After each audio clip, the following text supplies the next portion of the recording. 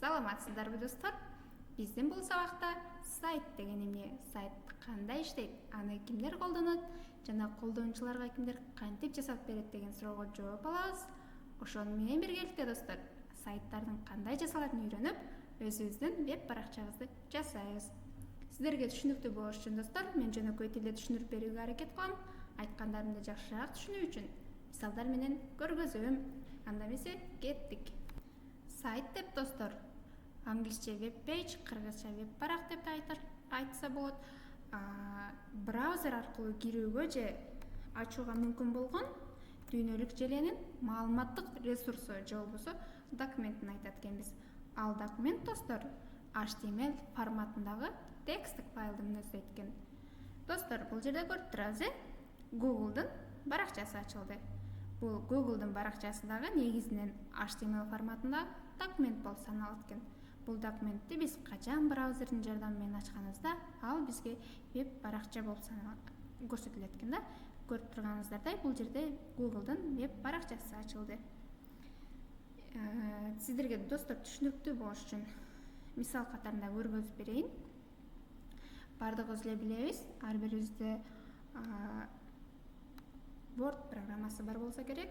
Ошол Word программасында маалыматты сактаганыбызда биз форматын көрсөтөбүз, ошол документтин алгач атын жана кийин форматын көрсөтөбүз. Азыркы учурда менде Ubuntu операциондук системасы болгон үчүн менде Word программасы жок. Анын ордуна Office деген программа бар. Office программасы дагы текст документти ачуучу жана окуучу программа болуп эсептелинет. Бул жерде достор What is a web page деген ODT форматындагы тексттик документ турат. Мындай документти биз жалаң гана текстти окуучу программалар менен ача алабыз да. Мисалы ачып көрсөк, бизге маалымат толук түшүнүктүү түрдө көрүнүп турат. Web page жана башка тексттик маалыматтар көрүнүп турат.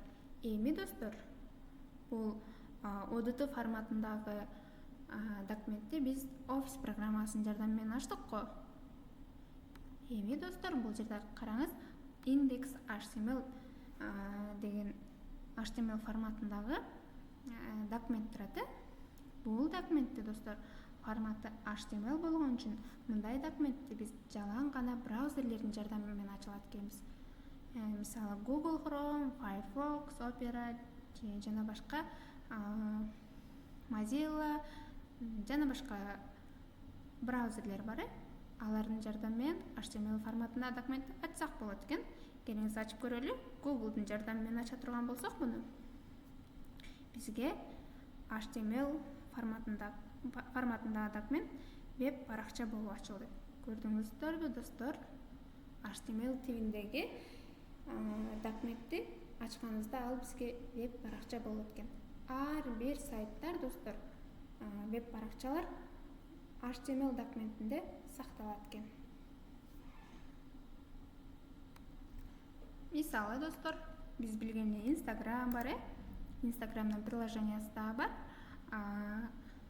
Эгерде телефон аркылуу, приложениясы аркылуу кире турган болсок, биз анда приложениясын колдонобуз. Эгерде браузер аркылуу, телефондон дагы же болбосо десктоп браузерлерден, компьютерден кире турган болсок, анда биз ал Instagramдын веб баракчасына киребиз достор.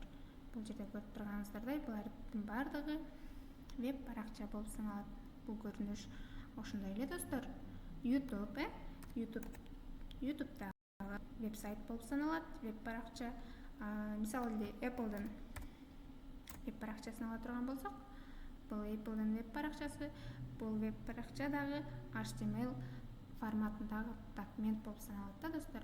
Ар бир сайт HTML форматындагы документти мүнөздөйт экен да. Жана сайттар достор HTML тилинде жазылат экен. Бул жерден инспектке кирип, сайттын кодун көрө алабыз да. Көрүп турасыздар, бул жерде балким сиздерге түшүнүксүз болуп жатса керек бул жерде коддор. Кийинки сабакта достор кеңири кантип HTML коду жазыларын үйрөнөбүз. Караңыздар, бул жерде достор ар бир сайт HTML тилинде жасалат. HTML тили бул достор программалоо тили эмес, бул гипертекстти белгилөө тили. Программалоо тилдерине Java, JavaScript ошолор кирет. Ал эми HTML болсо бул гипертекстти белгилөө тили болуп саналат достор. Достор, веб баракчалар негизинен китеп, газета, журналдардан келип чыккан. Китеп, газета, журналдарда дагы сүрөттөр бар жана тексттик маалыматтар бар. Веб-сайтта дагы сүрөт, видео жана башка маалыматтык ресурстар бар. Биз веб-сайт аркылуу достор маалыматты батыраак ала алдык эмес. Веб-сайттын негизги максаты бул маалыматты колдонуучуга берүү да. Веб-сайт аркылуу маалыматты батыраак ала алабыз. Өзүбүздүн негизинен веб-сайт ар түрдүү максатта колдонулушу мүмкүн. Мисалы сатуучу үчүн, товарларын сатуу үчүн колдонулушу мүмкүн. Ошондой эле биз веб-сайт аркылуу башка досторубуз менен сүйлөшө алабыз, же болбосо товарларды сатып алабыз, ар түрдүү маалыматтарды ала алабыз, билимдерди алсак болот.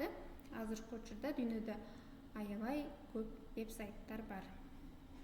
Ошондой эле достор, ар бир веб-сайттын өзүнүн уникалдуу аты болот. Ар бир веб-сайттын өзүнө тиешелүү уникалдуу аты болгон үчүн ошол уникалдуу аты башкача айтканда адреси болот экен да. Ошол уникалдуу адреси аркылуу гана биз веб-сайттарга кире алат экенбиз. Өзүбүз каалаган веб-сайтка кирүү үчүн анын адреси аркылуу кире алабыз да. Достор, веб-сайттар негизинен жаралып атканда эң алгач веб-сайттын дизайны жаралат. Дизайнерлер веб-сайттын дизайнын жасап бүткөндөн кийин, андан кийин сайтты жасоочулар, башкача айтканда верстальщиктер же болбосо программисттер сайтты HTML же болбосо HTML, JavaScript, CSS тилдеринин жардамы менен веб-сайтты жасашат экен. Жана ага контент жазышат, контентин толтурушат. Ошол жасоону достор кийинки сабакта үйрөнөбүз. Веб-сайт HTML тилинин негизинде кантип жасаларын кийинки сабакта үйрөнөбүз. Кийинки сабакта жолугушканча саламатта калыңыздар.